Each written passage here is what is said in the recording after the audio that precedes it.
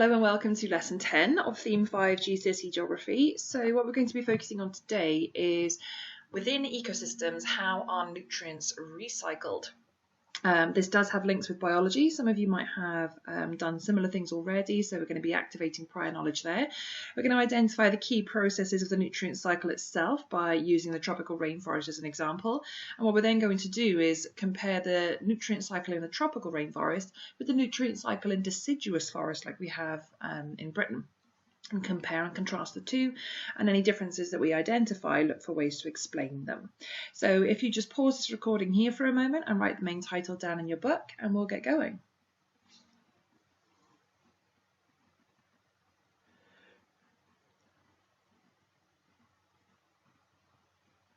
Okay, so first off, let's kind of warm our minds up with some key terms that we came across last lesson when we introduced the concept of ecosystems.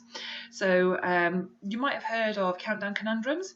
It's where they jumble up all the letters from a word, and you've got to try and unjumble them to work out what the word is. All right, so that's what we're going to do to get our minds active.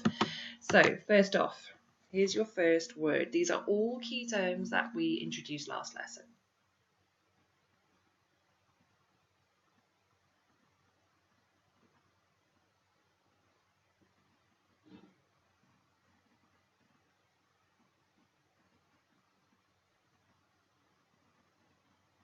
Okay, hint, this is all the animals found in an ecosystem of all species, all counted up, all the organisms.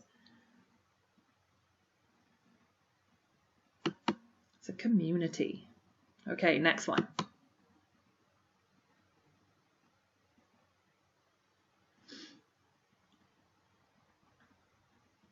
Perhaps a little easier.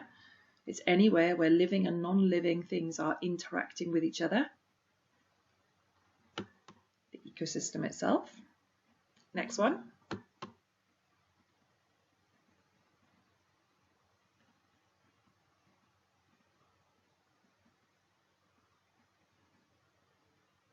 Okay, a little bit of a clue. This is all the animals of the same species, or all the plants of the same species.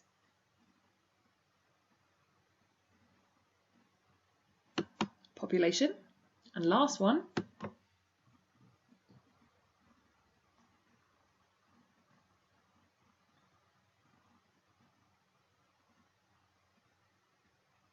It's the name given to a large ecosystem like the Amazon rainforest or the Pacific Ocean. It's a biome. Okay, there's a few more key terms that you're going to need for this lesson. All right, so I'd like you to write these down in your book. Biomass is the total mass. So if you're being picky with your science and your physics, then we shouldn't really use the word weight, but it's the total mass of all the living things in an ecosystem, all the trees, all the vegetation, all the plants. Okay, if you added up their mass, all the living things. Litter is dead stuff. That could be dead animals, dead plants. It could just be fallen leaves or branches that have fallen off of trees. Detritivores, these are things that help to break down the litter, but they're the animal versions of the things that eat the litter. So woodlice, worms, stuff like that. Saprophytes are the plant versions of things that help to break down the litter, things like mushrooms and mold and fungus. All right, so biomass, litter, detritivores and saprophytes. Pause the recording and put those words and meanings into your books, please.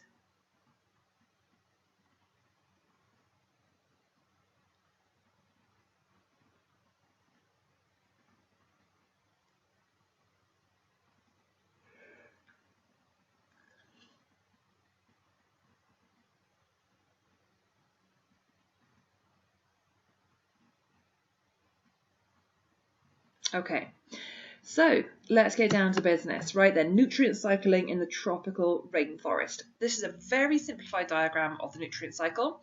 As you can see in the key, I've used letters to represent biomass, litter and soils. And the red arrows show you how the nutrients are transferred between each of those nutrient stores. So a nutrient store is somewhere where nutrients are held in one place, and the transfers are how the nutrients get from one store to another. Now, nutrients, if you have a nutritious diet, it means it's full of goodness. Okay, nutrients are needed for living things to grow and survive and for cell repair. So what a natural ecosystem does is it recycles its own nutrients to continue growing and thriving. So if we start with the biomass, the circle here to represent the biomass is really, really large because we are in a tropical rainforest, one of the most biodiverse places on the planet. Remember, biodiversity is the variety of living things. Rainforests have a really high biodiversity. The Arctic tundra, for example, would have a low biodiversity. So we've got a really large biomass store. The mass of all the living things in a rainforest is absolutely massive. Now, the biomass doesn't lose very many nutrients. Okay. It's only nutrients would be lost from the living store when something dies, dead bird, or through trees losing their leaves. Now, of course, in a tropical rainforest, what do we know about the climate there? It's warm and wet all year round. There isn't really a winter or an autumn season, which is what would usually cause trees to lose their leaves. So the transfer of nutrients from the biomass to the litter is actually really low, right? Because there's very few leaves falling. The trees are not deciduous. Deciduous means that a tree would lose its leaves. So the trees in a rainforest are by and large not deciduous. So the only nutrients being transferred from biomass to litter are really if something dies. Okay, so that's one reason why the litter store, look, is so small. This little circle here. There's very few things being added to the litter store. But the other reason that the litter store is so small, again, it's linked to climate. It's very warm and very wet in the tropical rainforest. Heat and moisture will accelerate decomposition. So your decomposers and your saprophytes, your detritivores, they will all be munching on and breaking down the litter very, very quickly. So it means that any nutrients that are in the litter store get transferred to the soils. They're rotted down into the soil really quickly by the decomposers. Your decomposers are your saprophytes and your detritivores. And that's why this arrow is thick, to represent that high level of nutrient transfer going into the soils. Now, the soil store, even though it's got quite a lot of nutrients coming into it, it doesn't have much of a chance to get very big because, number one, the biomass being so large means that, there we go, it means that a lot of nutrients are taken up very, very rapidly from the soil by the vegetation.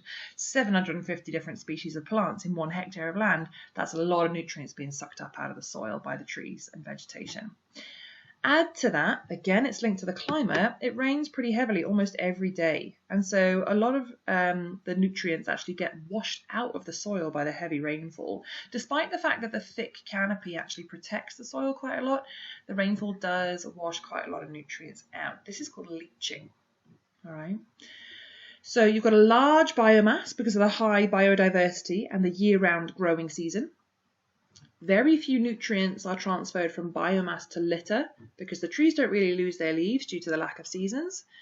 The litter store is also small, so that's one reason why the litter store is small. But the second reason why the litter store is so small is because of the rapid decomposition in the warm, wet climate by the saprophytes and the detritivores. But the soil store doesn't have much of a chance to grow despite this massive nutrients transfer because the biomass sucks it all up and the rain washes it all out. Okay, so I'd like you to pause the recording here, make your own version of this diagram into your books. Don't worry about drawing a Picasso level dead bird, all right? You don't have to do the pictures. The imagery is just there to help you visualize what I was talking about. You can literally just do a B, an L and an S if you like. But the important thing is you pay attention to the size of the circles. That indicates the size of the store of nutrients, and the width of the arrows. That indicates the rate and level of nutrient transfer. So pause the video here a minute and make a copy of this in your books, please.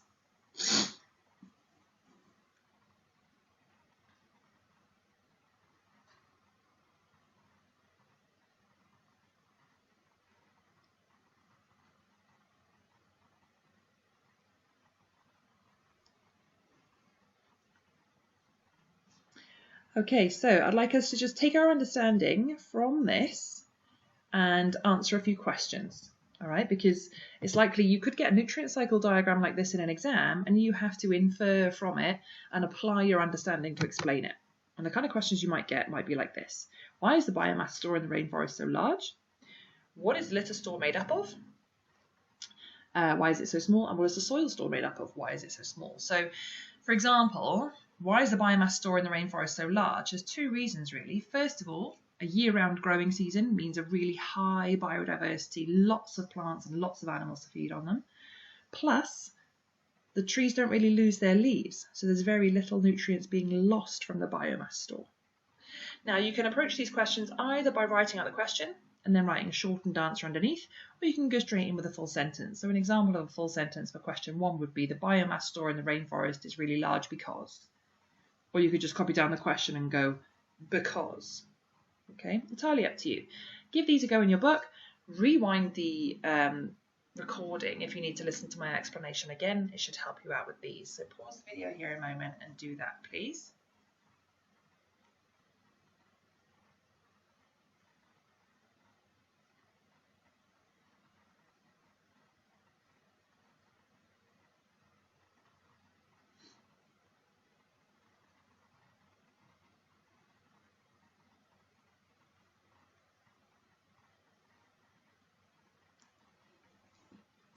Okay, so what we're going to do now, it's clear that there are links between the size of the stores, the level of nutrient transfer, and the climate that the ecosystem exists in. The fact that the tropical rainforest is so warm and wet has an effect on the rate of decomposition. It has an effect on the size of the biomass and things like that. So what we're going to do is compare the nutrient cycling in the tropical rainforest with its hot, wet climate with nutrient cycling in a deciduous forest with its cooler, drier climate. Okay, now deciduous is the term given to any plants that lose their leaves seasonally. So this would be in a UK forest, for example. Now you'll notice the size of the circles are different and the width of the arrows are different. We've got a much smaller biomass here, much larger litter store, and a kind of moderate sized soil store. And the arrows are different thicknesses. I'll walk you through it, and then what I'd like you to do is, in the lesson folder, there are some statements that if you're lucky enough to have a printer at home, you can either print them out, cut them out, and stick them on the appropriate points of the diagram to annotate it. Or if you don't have a printer, if you draw this diagram out in your book and then just bring up the resource, you'll be able to handwrite the annotations into what you believe to be the correct place. So that we basically end up with a diagram for a deciduous forest that's annotated just like the diagram for the tropical rainforest that we just did. Okay, so here we go. Right, the biomass. Biomass is much smaller in Britain for two reasons. First off, the climate here is harsher. Stuff doesn't grow all year round. You don't have that year-round growing season. So the biodiversity, the level of the variety of living things is much smaller. Secondly, there's more nutrients being lost from the biomass. And that is because in a deciduous forest, trees lose a lot more leaves. The litter store is much larger, again for two reasons. First off, there's more dead leaves falling, being added to it because the trees are deciduous. Secondly, the climate is nowhere near as warm and wet, so the rate of decomposition by the detritivores and the saprophytes is much slower. So there's more nutrients going in and less nutrients being lost, which is the opposite to the tropical rainforest. The soil store kind of remains somewhere in the middle because you've got moderate uptake by the biomass, because the biomass isn't massive. You've got moderate decomposition being added here from the litter, but leaching is far, far less because the rainfall is not as heavy in UK deciduous forests.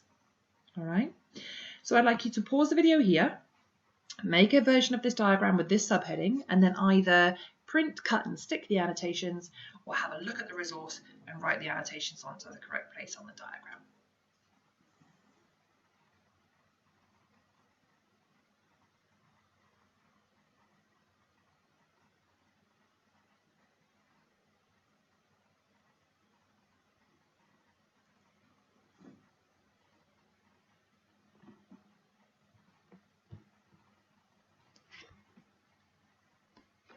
Okay, similar to what we did with the tropical rainforest, we're now going to answer 3 questions to explain and show our understanding of why the stores are the way that they are and why the nutrient transfers are the way that they are in the deciduous forest. Okay, so this is where your annotations should have gone. You might have them in just slightly different places, okay? But you can just have a quick check. And then do the same with these couple of questions. So the biomass store is much smaller in the deciduous forest than in the rainforest. Why is that? The litter store is much larger. Why is that? There's two reasons for each of these things. Okay, so rewind and re-listen to my recording, or just head straight in and give it a go if you reckon you've got it. Again, you can either copy the question and answer a little bit more shorthand, or you can answer in a full sentence. So if, for example, for number 1, the biomass store is smaller in the deciduous forest than in the rainforest because... Okay, pause the video here and do that quickly.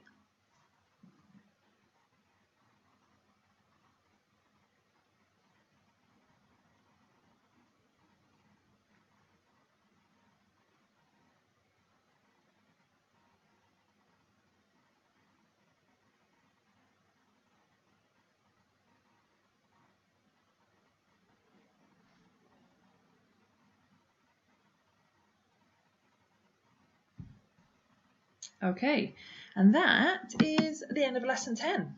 Okay, relatively straightforward lesson today, lots of links with biology, so hopefully those of you, especially if you do triple science, I'm not sure if you've covered it already, you might have, so hopefully there's lots of links there that you've been able to identify as well. If you have any questions, as usual, please do drop me an email, gleesona@hubcymru.net. Hope you're all keeping well. Obviously, you've probably heard the news as I'm recording this. It's been announced that schools are going to be going back on the 29th of June. So hopefully I'll get to see some of you guys soon.